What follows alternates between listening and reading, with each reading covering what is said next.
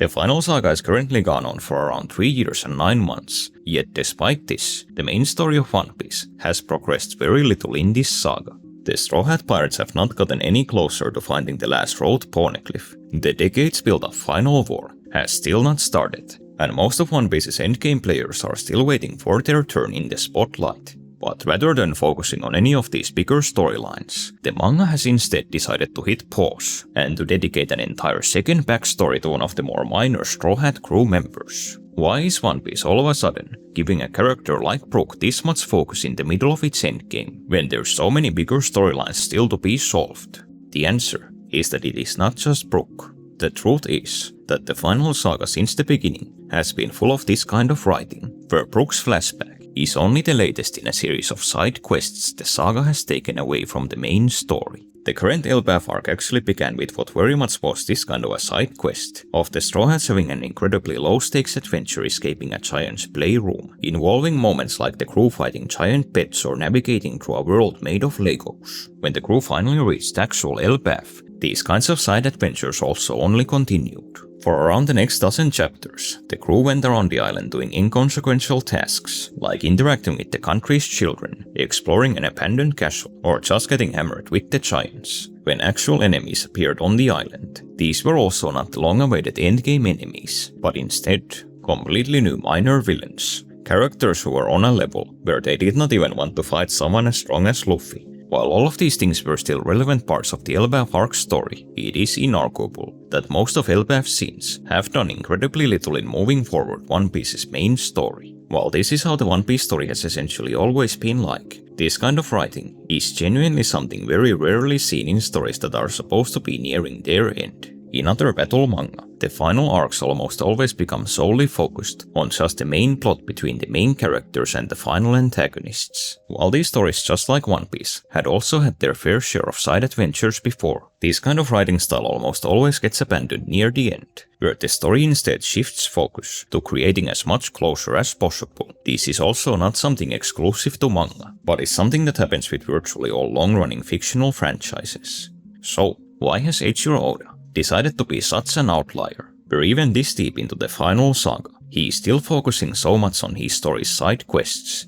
Personally, I think the answer is pretty clear. Even though this is called the Final Saga, this is more than likely just a term invented for marketing, where I'm convinced that Oda does not actually plan on ending One Piece for hundreds and hundreds of chapters, and the basis for this is simply the kind of storyteller that Oda is. Earlier this month, one of the original editors of the Dragon Ball manga, Kazuhiko Torishima, actually did an interview where he revealed his assessment of Oda as a mangaka. According to him, Oda was someone who, quote, was too in love with his own manga, and Torishima believed this to be the true reason why One Piece had become such a heavy story. But this is not actually just one industry veteran's opinion, where Oda himself is seemingly in complete agreement with Torishima's assessment of him as a writer. One of Oda's former editors has actually revealed a key detail about him, which is that while Oda was very much inspired by Dragon Ball, one of his big goals as a writer has been to subvert Dragon Ball's story by deliberately making One Piece a far more complex manga with a far larger cast. We do not, however, need to just rely on the words of Oda's editor here, where Oda himself has been very public about him being this kind of an author all throughout One Piece's serialization. In an interview with the author of Detective Conan, Oda said that he has been working towards the same ending for One Piece since the very start of the manga, but that the story has just kept expanding as he writes it. Many of these moments of expansion are actually public information, where Oda has personally admitted that massive aspects of One Piece like the 7 Warlords or the 11 Supernova were actually last-minute inclusions to the story and not a part of his original plan. This all paints a fairly clear picture of Oda as an author, where he's evidently someone who is constantly getting new ideas for his story, but more importantly, that he is also absolutely willing to delay the story just to see these ideas fulfilled. While aspects like the Warlords or the Worst Generation are probably the most famous examples of this, I think there's actually a far more recent example that illustrates just how much Oda is willing to delay the story if he gets an interesting enough idea. Back in 2017, when the Whole Cake Island arc was still ongoing, Oda actually began the year with an announcement that 2017 would see the end of the Whole Cake Island arc, the whole new Reverie arc, as well as the beginning of the Wano arc. In reality, however, Oda broke his promise. The start of Wano actually got pushed back by over half a year all the way to the summer of 2018. Despite what some of you may suspect, this also wasn't due to any unexpected breaks, where One Piece in 2017 still released its standard number of chapters. So, what was the true cause of this huge delay? Personally, I think the answer is that Oda later in 2017 created the character of Katakuri, but that he also pretty much fell in love with him.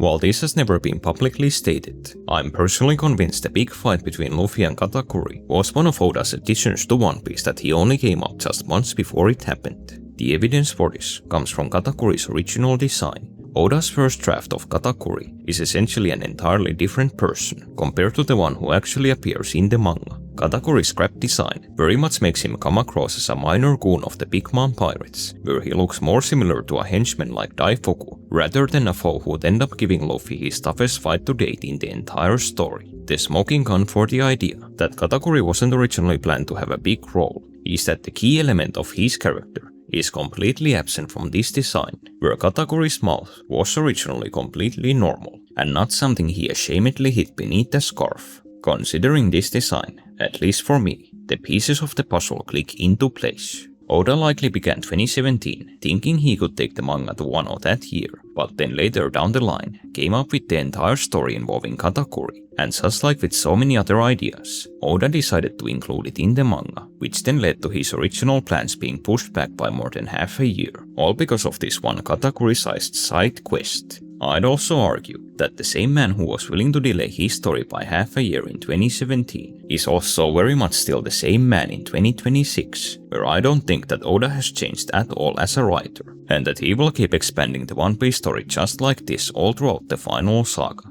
But it's not just going to be new ideas that are going to be making this saga massive.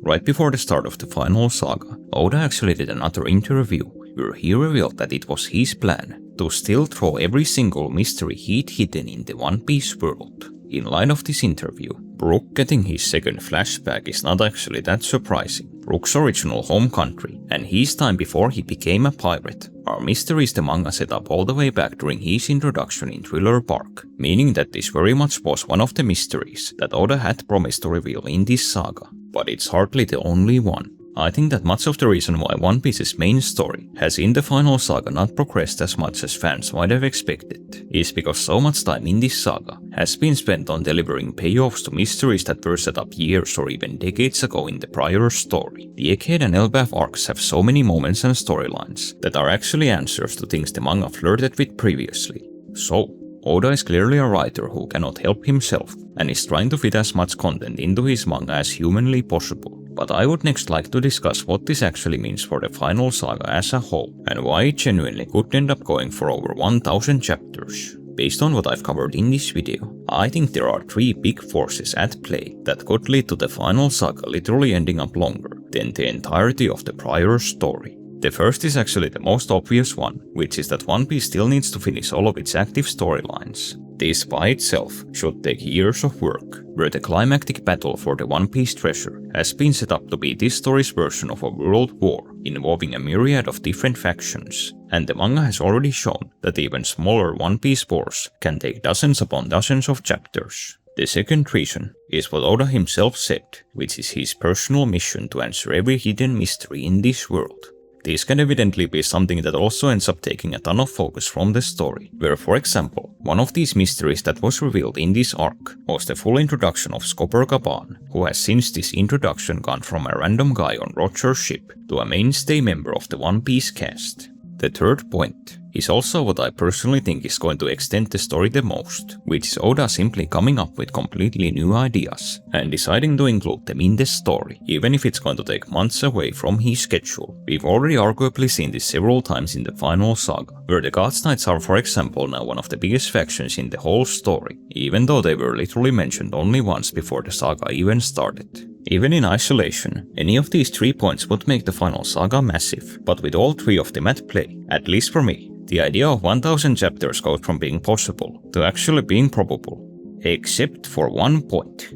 Arguably, this is the most important question of this whole video. Is any of this actually feasible? Eiichiro Oda is currently a 51-year-old man who's now repeatedly had very alarming health issues for years, and he reportedly does not live the healthiest lifestyle. As much of a madman as his writing style reveals Oda to be, we also know that he's not as unreasonable as this video may make him out to be. Even though One Piece's serialization is full of these kinds of moments of Oda extending his story on a whim, there are also several other moments of him having been willing to compromise just to move the story along faster. Oda has actually admitted that he even personally realizes that he cannot fit everything he wants into the One Piece manga, and that this is the big reason why he put so much canonical information in bonus material, such as the SBS and the data books. Likewise, we know of several moments where Oda was willing to cut down on his original ideas, where for example, Punk Hazard and Dressrosa were originally planned to be 4 separate arcs, yet Oda was willing to combine his ideas into making them just 2. Many One Piece fans through the last few years have also noticed that the manga in many cases leaves certain plot points essentially unfinished, only for them to be later fully realized by the anime.